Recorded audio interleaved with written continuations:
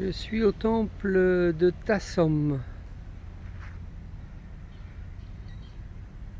avec cette plaine immergée, ces quelques arbres morts, ces nombreux petits lotus roses. Et je me questionne sur l'énergie de l'eau qui alimente ce temple de Tassom.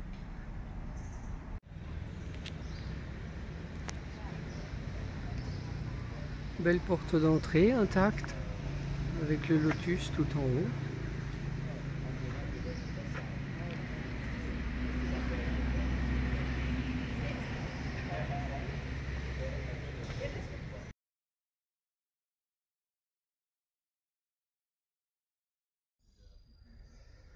Deuxième enceinte, avec des belles conservations.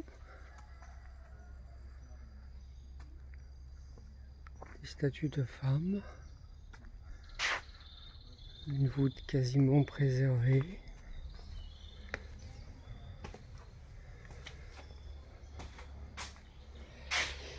Et à chaque fois, de chaque côté, un petit lieu de culte, de vénération, qui sert aussi de filtre, d'intensification. Là, un reste de Bouddha.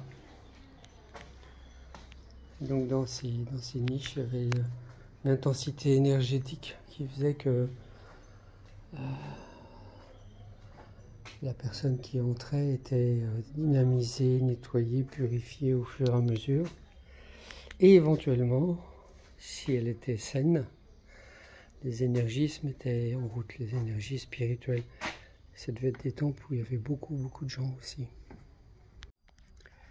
Je sens pas le même niveau vibratoire qu'autour d'Angkor Wat et Bayonne, vraiment le centre.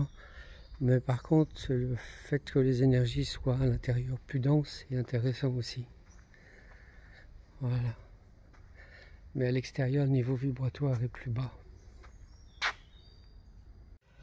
Et donc là, je suis bien entré par l'est, avec ici un magnifique recueil pour une statue ou un lingam, et le croisement des énergies.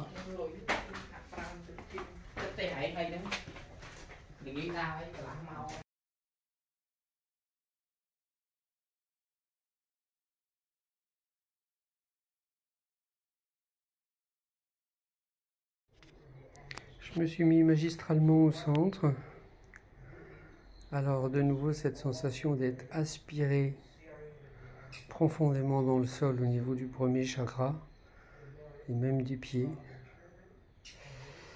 Et puis quelque chose de plus léger dans le chakra coronal, comme une aspiration, un tourbillon, un petit vortex énergétique qui monte au niveau du chakra coronal. Voilà qui devait être beaucoup plus puissant quand les bâtiments étaient en bon état et célébrés. Et je continue la visite.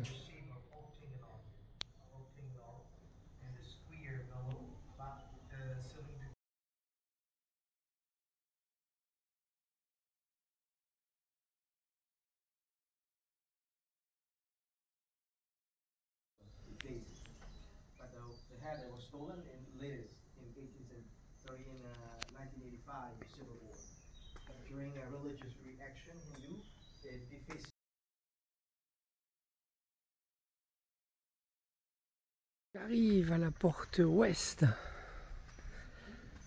avec un beau soutien pour la structure et surtout cet arbre qui est sur le courant tellurique de l'ouest. Magnifique, je vais aller méditer un peu avec lui.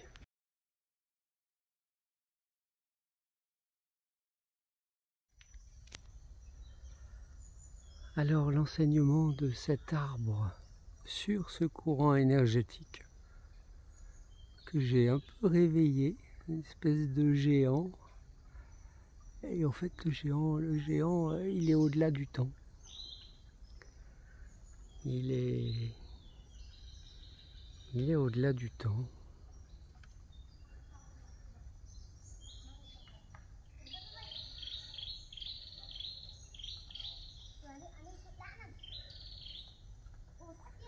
Il est perché au-delà du temps.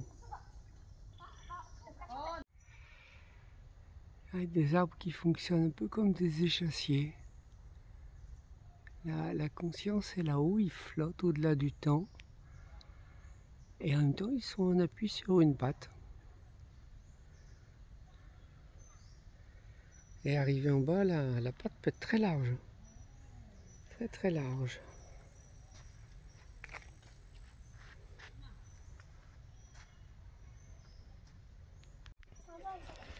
Donc là, effectivement, on voit comment l'arbre a progressivement poussé les pierres, créé des écartements.